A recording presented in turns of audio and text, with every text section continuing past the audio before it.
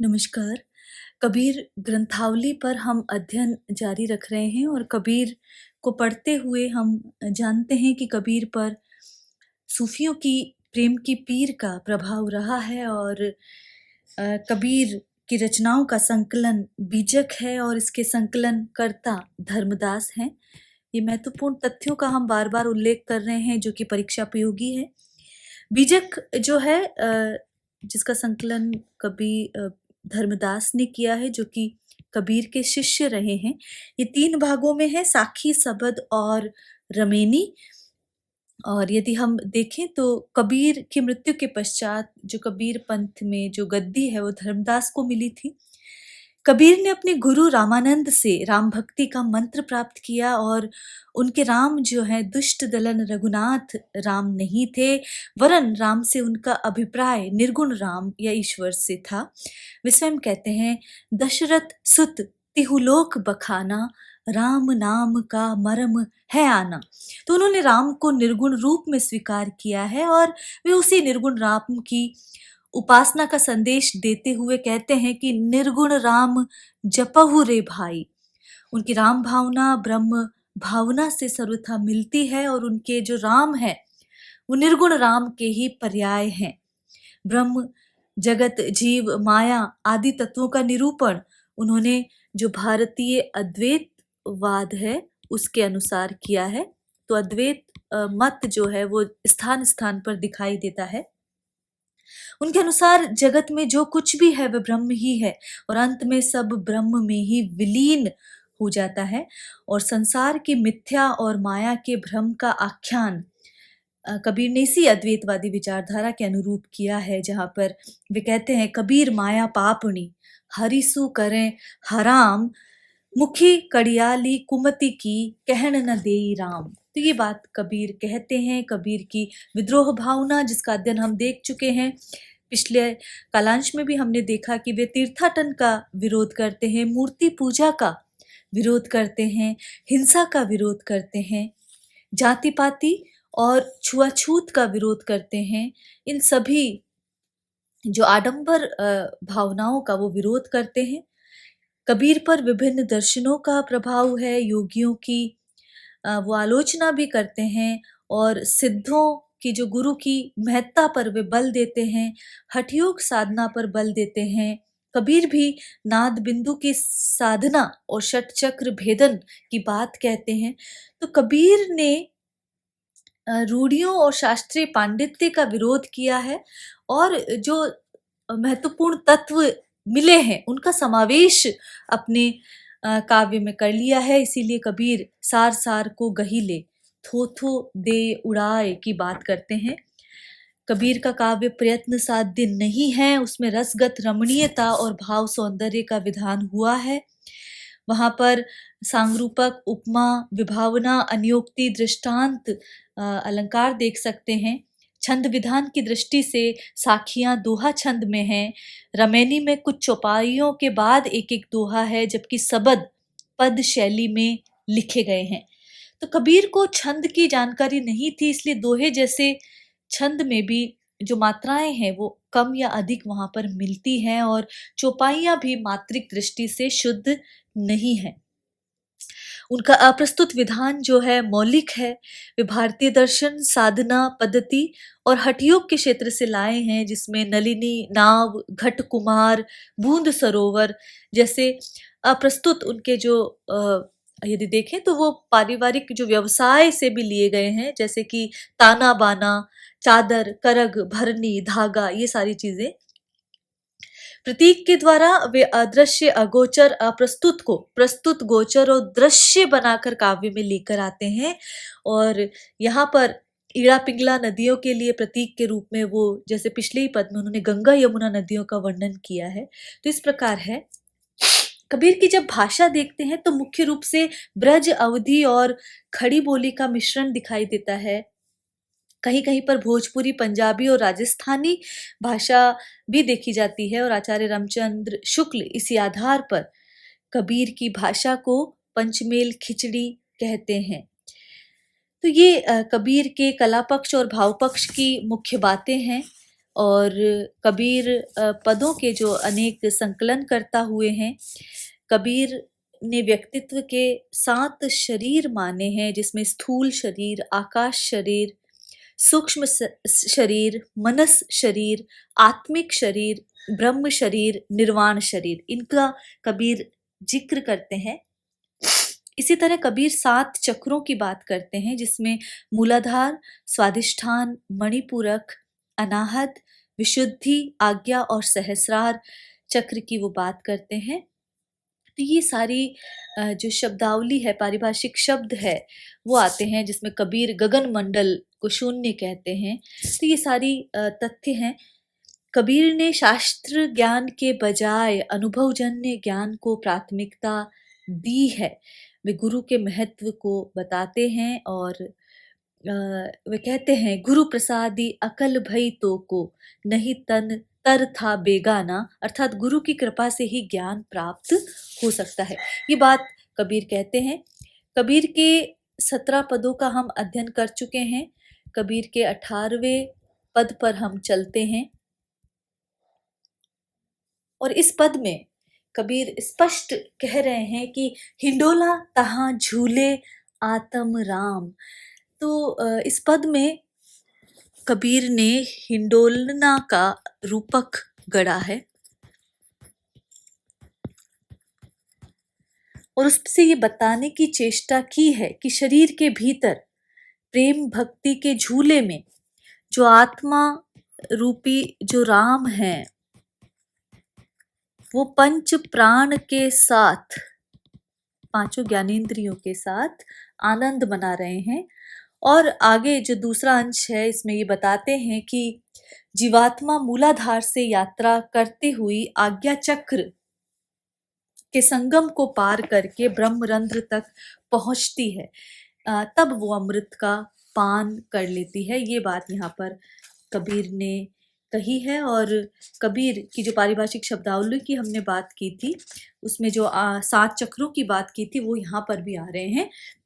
हिंडोलना तहां झूले आत्म राम, कि प्रेम भक्ति के हिंडोले पर समस्त जहाँ संत जन रमन करते हैं, उसी हिंडोले में कबीर झूल रहे हैं। एक तो ये अर्थ निकलता है।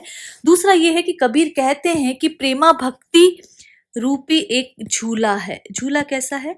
प्रेम की भक्ति का एक झूला है, जिसमें आत्मा रूपी राम अर्थात जो शुद्ध चैतन्य है, वो झूल रहे हैं। प्रेम भक्ति का हिंडोलना है और उसी हिंडोले पर जो सभी संतों के लिए वही हिंडोला, वही अवस्था जो है विश्राम दायी है, विश्राम दायिनी है वह अवस्था। ये बात ये कह रहे हैं कि यही प्रेमा भक्ति सभी संतों के लिए भी विश्राम दायिनी है। अब आगे जो झूले की बात, यहाँ पर झूला कैसा है? चंद सूर दोई खंभवा बंक नाली की डोरी, कि इसके 2 खंबे हैं। जिस बाती हिंडोले के 2 खंबे होते हैं, उसी प्रकार चंद्रमा और सूर्य, इसके 2 खंबे हैं। अब चंद्रमा से तात्पर्य यहाँ इंगला नाड़ी से है और सूर्य पिंगला, पिंगल वर्ण का सूर्य है, इसीलिए पिंगला नाड़ी को सूर्य का प्रतीक बताया है। तो यहाँ इंगला पिंगला या ईड़ा पिंगला के 2 खंबे हैं और वक्र नाली की डोरी है, वक्र नाली की डोरी है। तो यहाँ पर कबीर ने कहा है कि ईड़ा पिंगला के 2 स्तंभ है, जिसके मध्य बंक नाली अर्थात जो सुषुम्ना है, जो ईड़ा पिंगला के मध्य में रहती है, वो ही उसी की डोर डाल रखी है। झूले पंच पियारियां कौन सी हैं? 5 ज्ञानेंद्रियां। और इसी झूले पर जो 5 ज्ञानेंद्रियां हैं झूलती हैं, अर्थात समस्त जो चित्त वृत्तियां हैं वो वहीं पर केंद्रित हो गई हैं। ये बात कबीर कह रहे हैं। तहा झूले जिए मोर, तो वहीं पर मेरे जो चित्त वृत्तियां अर्थात मेरा मन भी वहीं झूलता रमता है। तो इस झूले में पंच प्राण के साथ जीवात्मा आनंद ले रहा है। द्वादश गम के अंतरा तहां अमृत को ग्रास, कि हृदय से ऊपर द्वादश का अर्थ है 12 अंगुल, कि हृदय से ऊपर जो 12 अंगुल है, द्वादश गम को अंतरा, अर्थात हृदय से बाहर 12 अंगुल की पहुंच पर क्या है, सहस्रार है। और उसी सहस्रार में अमृत को ग्रास माना गया है, अर्थात अमृत का आहार वहां पर उपलब्ध है। कहां पर, सहस्रार में, जो कि हृदय चक्र से 12 अंगुल के अंतर पर है, जिसे द्वादशांत भी कहा जाता है। तो ये बात कबीर कह रहे हैं, वहां पर सहस्रार है और वहीं पर अमृत का आहार उपलब्ध है। जिनी है अमृत चासिया सो ठाकुर हम दास, कि जिसने इस अमृत का रसास्वादन किया है उसे ही हम ठाकुर मानते हैं, अर्थात सिद्ध मानते हैं।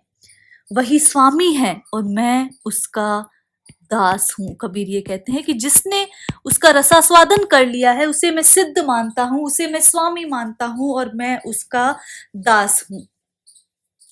सहज सुनी को नेहरो गगन मंडल सिरिमोर, तो वहां पर पहले की पंक्ति में कह रहे हैं कि जिस साधक ने उस अमृत का पान कर लिया है वह हमारा स्वामी है, हम उसके सेवक। और शून्य शिखर पर जो सहज समाधि है वहां हमारा पीहर है, और यहाँ झुककर हम अपना पितृकुल और स्वसुर कुल अर्थात लोक और परलोक दोनों को ही श्रेष्ठता प्रदान करेंगे। गगन मंडल सिरिमोर, तो दो कुल हम आगरी जो हम झूले हिंडोल। तो सहज सुनी को नेहरो, तो गगन मंडल में जो ब्रह्मरंध्र है, सिरिमोर अर्थात जहां पर ब्रह्मरंध्र है, यदि मैं साधना के द्वारा वहां पहुंच जाती हूँ, उस सहज शून्य जो मेरा नेहर है वहां पर यदि मैं जहां मेरे पिता का घर है वहां मैं यदि पहुंच जाती हूँ, और दो कुल हम आगरी जो हम झूले हिंडोर, और यदि हम इस आध्यात्मिक झूला, ये झूला कैसा है, आध्यात्मिक झूले पर यदि हम झूल सके तो हमारे दोनों कुल अर्थात पितृकुल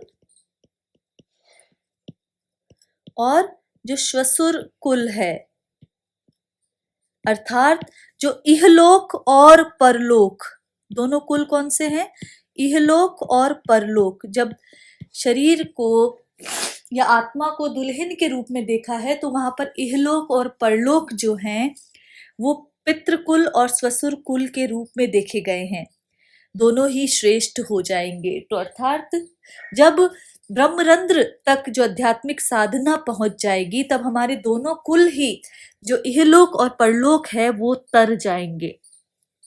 अरघ उरघ की गंगा,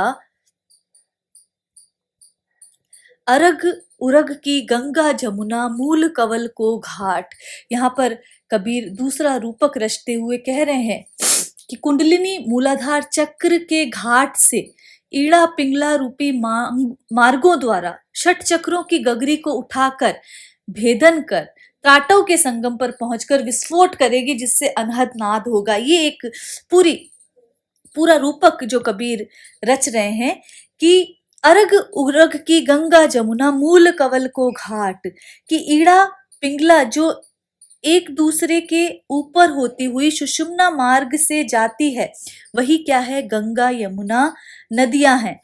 मूल कवल को घाट, जो मूलाधार चक्र है वही घाट है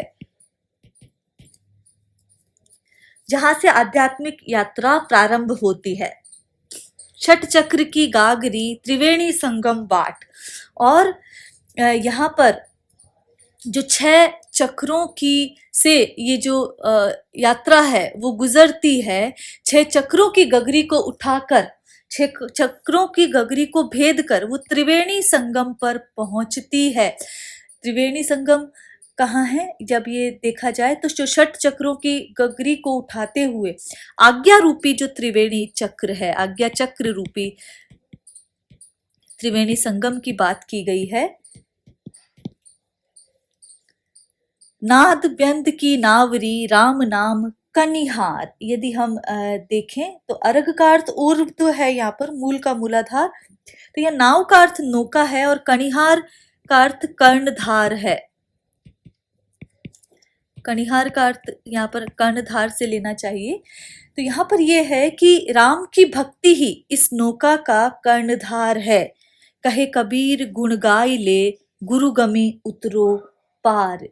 गुरु गमी, गुरु के रहस्य ज्ञान से, कहे कबीर गुण गाई ले। तो कबीर कहते हैं कि गुरु के रहस्य ज्ञान से राम के गुण गाते हुए भवसागर से पार उतर जाओ। तो यहाँ पर पूरा जो योग साधना का रूपक है। अरग उरग की जब हम बात करते हैं तो अरग उरग, ईड़ा पिंगला नाड़ियां जो सुषुम्ना के ऊपर एक दूसरे के ऊपर होती हुई आज्ञा चक्र में सुषुम्ना से मिलती है, उनका जिक्र है। मूल कवल को घाट, मूल कवल यहाँ मूलाधार है। नाद बिंदु को देखें तो ब्रह्म की सृष्टि उन्मुखता के उल्लास के स्पंद को नाद कहते हैं, और ये ज्योति और ध्वनि दोनों की अव्यक्त अवस्था है। इसी नाद को शास्त्रों में परावाक कहा गया है, परावाणी, कुल कुंडलिनी और मातृका भी कहा गया है। पूरे पद में हिंडोले का रूपक है, प्रेमा भक्ति का रूपक है, तो सांग रूपक अलंकार यहाँ पर देखा जाएगा, और साथ ही अंत्यानुप्रास अलंकार भी यहाँ पर वर्णित है। ये कबीर का महत्वपूर्ण पद है जिसमें पूरे में उन्होंने रूपक गढ़ा है, और किस प्रकार कुंडलिनी मूलाधार चक्र के घाट से ईड़ा पिंगला रूपी मार्गों द्वारा षट चक्रों की गगरी को उठाकर जो आज्ञा चक्र के त्राटव संगम पर पहुंचकर विस्फोट करेगी, और जिससे जो अनहद नाद उत्पन्न होगा वही तीर्थ स्थल में नौका होगी जिसे नाम स्मरण में खेया जाएगा। ये बात कबीर इस रूपक को यहाँ पर गढ़ते हैं। अगला जो पद है वो बहुत सरल है अपेक्षाकृत। यदि हम देखें तो को बीने प्रेम लागी री, माई को बीने। कबीर यहाँ पर कह रहे हैं कि प्रभु भक्ति के इस अनुपम वस्त्र को कौन आखिर हे सखी बुनेगा। तो इसको बुनना कौन बुनेगा, कौ बीने, कौ का अर्थ है कौन, कौन आखिर बुनेगा इस वस्त्र को हे सखी कौन बुनेगा। राम रसायन माते री, माई को बिने। मैं तो अब राम रसायन में मदमस्त हूं, माई को बिने के अर्थात मैंने तो उसे बुनकर, मैं राम रूपी रसायन में मदमस्त हो गई हूं, माई को बिने। लेकिन और कौन है वो जीवात्मा जो इस सुख को प्राप्त करना चाहती है। पाई पाई तू पुतिहाई, तूने पाई की तुरिया बेची खाई री, माई को बिने। तो यहाँ पर किसी बुनकर को लक्षित करते हुए कहा जा रहा है कि हे बुनकर, तूने अपना जो समस्त पाई अर्थात समस्त जो धन है वो पाप कर्मों में खर्च कर दिया। पाई की तुरिया बेची खाई रे, और तूने सब कुछ उसी जो पाप कर्मों को करने में ही अपना जो सारा समय है, सारा धन है वो उसी में खर्च कर दिया है, सारा समय व्यतीत कर दिया है। तो माई को बीने कि अब इस भक्ति वस्त्र को आखिर कौन बुनेगा। वस्त्र बुनने में कुछ पूंजी की आवश्यकता होती है, तो यहाँ पर उसी को कि सारा तो जो धन है जो विषय वासनाओं में खर्च कर दिया, अब उस वस्त्र को आखिर कौन बुनेगा। ऐसे पाई पर बिथुराई, त्यों रस आने बनायो री, माई को बिने। तो यहाँ पर कबीर फिर यहाँ पर कह रहे हैं कि ऐसे पाई पर बिथुराई, तो जो बुनकर जो आत्मा है, जो सखी है, वो माया आकर्षणों में लिप्त रह गई। तो अब इस प्रभु प्रेम वस्त्र को कौन पूरा करेगा। ऐसे पाई पर बिथुराई, क्योंकि वो तो जो आकर्षणों रूपी जो धन था उसी पर ही वो न्योछावर होती रही, तो इस प्रकार वहीं पर लिप्त रह गई। तो अब भक्ति त्यों रस आनी बनाई रे, तो अब इसे बुनने में किसे रस आएगा, और इस प्रभु प्रेम वस्त्र को आखिर कौन बुनेगा, कौन और आत्मा बुनेगी। नाचे ताना नाचे बाना, कि अब बुनकर के अभाव में ताना और बाना दोनों इधर उधर हो रहे हैं, नाच रहे हैं। नाचे कु पुराना री, और वस्त्र बुनने में वही जो पुराना ढर्रा चल रहा है जिसमें विषय वासनाओं को ही प्रमुखता दी जा रही है, तो ऐसे में उस वस्त्र को कौन बुनेगा जिसमें साधना आवश्यक है, जिसमें अंतर्मुख होना जरूरी है। उस करघे पर कबीर यह देखकर स्वयं वस्त्र बुनने बैठ गए हैं कि शायद वहां पर काल रूपी चूहा जो आयु को निरंतर समाप्त कर रहा है, वहां पर ये बात है। एक पंक्ति यहाँ पर छूट गई है कि कार गही बैठी कबीरा नाचे, चूहे काट्या तानी रे। तो यहाँ एक पंक्ति और है जिसमें कि कबीर ने उस चरखे को अंततः हाथ में ले लिया है। करगही बैठी कबीरा नाचे, चूहे काट्या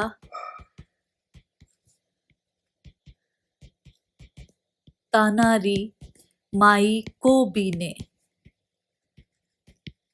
कि हे माई उसको कौन बीनेगा। इसीलिए कबीर ये देखकर उस प्रभु भक्ति वस्त्र को बुनने बैठ गए हैं कि कहीं काल रूपी जो चूहा है वो कौन है, काल रूपी चूहे की बात की गई है कि काल रूपी चूहा आयु को समाप्त कर रहा है। तो कबीर इस पूरे पद में ये कह रहे हैं कि संसार रीति माया पथ को तुरंत छोड़ देना चाहिए और ईश्वर के भक्ति में संलिप्त वहां पर हो जाना चाहिए। रूपक अलंकार है, चरखे का रूपक गढ़ा है और इसी तरह अंत्यानुप्रास अलंकार का प्रयोग भी यहाँ पर देखा जा सकता है। तो ये कबीर का 19वां पद है। और जो 20वें पद हैं उसमें भी कबीर ये बात कह रहे हैं कि सांसारिक कर्मों में किस प्रकार लिप्त रहकर जीव ईश्वर को भुला बैठता है। तो मैं बुनी करी सियाना हो राम, नाली करम नहीं ऊबरे। तो मैं बुनी करी सिराना हो राम, नाली करम नहीं ऊबरे। तो कबीर कहते हैं कि मैंने जो सांसारिक कर्मों का जो तंतु है वो उसे तानना बंद कर दिया है, नाली कर्म नहीं ऊबरे। क्योंकि इन कर्मों के द्वारा, इन कर्मों के साथ इस संसार से मुक्ति संभव नहीं है, ये बात यहां पर कह रहे हैं। दक्षिण कूट जब सुनहा झुका, कि दक्षिण कूट, दक्षिण का अर्थ है दक्षिण, कि जब दक्षिण कोने में, कूट का अर्थ है कोने में या दिशा में, कि जब दक्षिण दिशा में जिस समय सुनहा झूका, कि जो श्वान रूपी सांसारिक जीवों की व्यथित ध्वनि आ रही थी, तब हम सगुन बिचारा। तो तब हमने जो शकुन का अनुमान कर लिया। भाव यह है कि उन्हीं की जो दुर्दशा देखकर, उन्हीं सांसारिक जीवों की जो व्यथित ध्वनि को सुनकर, उनकी दुर्दशा को देखकर हमने अपने विषय में शकुन मान लिया। अपने विषय में एक तरह से जब मैं चैत गया उनको देखकर, तो मैं अपने विषय में शकुन मैंने उस समय अनुमान कर लिया। लड़के परके सब जागत है, हम घरी चोर पसारा हो राम। तो उसी समय मुझे ये आभास हुआ कि यम नियम से भय रूपी पुत्रों के जागने पर ये विषय वासनाओं का चोर मेरे भीतर घुस आया है। कि तभी मैंने ये देख लिया कि यम नियम से जो भय रूपी पुत्रों का जन्म हुआ है, उसी समय विषय वासनाएं रूपी मेरे चोर जो है भीतर घुस गए। उसी समय ताना लीना बाना लीना, मास चलौना डौवा ओरा। तभी मैंने ताना बाना और सूत के पाव पाव के गोले लिए, ताना बाना लिया और सूत के मैंने गोले लिए और वो इकट्ठे करके सभी को लेकर मैं इस संसार में सुकर्मों का वस्त्र बुनने में व्यस्त हो गया। सुकर्मों का वस्त्र मैं बुनने लगा, उसका निश्चय मैंने कर लिया। एक पग दोई पग त्रोपग संग सधी मिलाई। और फिर मैंने एक एक जो पांव है वो संभल कर वहां पर मैंने रखा। कुछ पग बढ़कर धीरे धीरे सद कर चलकर मैंने अच्छे कर्मों की जो संधि मिलाने का प्रयास वहां पर किया। कर परपंच मोट बांधी आए, किली किली सबे मिटाई हो राम। लेकिन वहां पर भी कबीर यह कह रहे हैं कि वहां पर भी कुछ पग बढ़कर धीरे धीरे मैंने उन दुष्कर्मों के अधूरा जो कर परपंच दुष्कर्मों के जो अधूरे जो ताने बाने थे, उन्हें भी मैंने प्रयत्न करके सबको मैंने मिटा दिया। अर्थात मैंने पापों की जो गठरी थी उसे मैंने दूर कर दिया। ताना तनि करी बाना बुनि करी छाक परी मोहि ध्यान। तो कबीर ये कह रहे हैं कि जो सत्कर्मों का जो ताना बाना मैंने बुना, तभी मुझे उस प्रभु भक्ति का ध्यान वहां पर हो गया। कहे कबीर मैं बुनी सिराना जानत है भगवाना हो राम। कबीर कहते हैं कि प्रभु भक्ति में प्रवृत्त होते ही मैं कर्म से निरत हो गया, ये सब प्रभु जानते हैं। मैं बुनी सिराना कि जैसे ही मैंने ये प्रभु भक्ति में मैं प्रवृत्त हो गया, प्रभु भक्ति में जैसे ही मैं प्रवृत्त हो गया, लीन हो गया, वही मैं कर्म से निरत हो गया, यह प्रभु जानते हैं।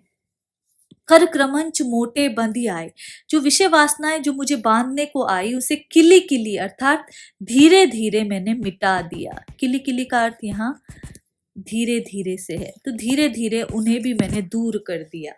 ताना तनि करि बाना बुन करे, तो अच्छे कर्मों के ताने बाने बुन कर उनकी संधि करके मैंने दुष्कर्मों को अपने से दूर कर दिया। ये बात यहाँ पर कबीर कह रहे हैं। और कबीर इन पदों के माध्यम से जो नाथ पंथ के योगिक शब्दावली के माध्यम से यहाँ पर और ताना बाना बुनकर एक तरह से संसार से मुक्ति की बात यहाँ पर कह रहे हैं और प्रभु भक्ति रूपी वस्त्र को सत्कर्मों से निर्मित करने की बात यहाँ पर कह रहे हैं। तो यहाँ पर यदि देखा जाए तो जो सांगरूपक अलंकार यहाँ पर भी है, अंत्यानुप्रास अलंकार है और रूपक अलंकार का प्रयोग यहाँ पर किया गया है। भाषा सदुकड़ी है, कबीर का ये पद है। कबीर के विषयक जो महत्वपूर्ण बहुविकल्पीय प्रश्न हैं, उनकी चर्चा, उनका अध्ययन हम अगले कक्षा में करेंगे। बाबू श्याम सुंदर दास द्वारा संपादित कबीर ग्रंथावली के जो चाहे साखी हैं, जिसमें गुरुदेव को अंग और बिरह को अंग थे, और पद जो 20 पद हैं उनका व्याख्यात्मक भाग आज यहाँ समाप्त होता है। महत्वपूर्ण तथ्यों पर हम चर्चा बीच बीच में करते रहेंगे। आज के लिए इतना ही। नमस्कार।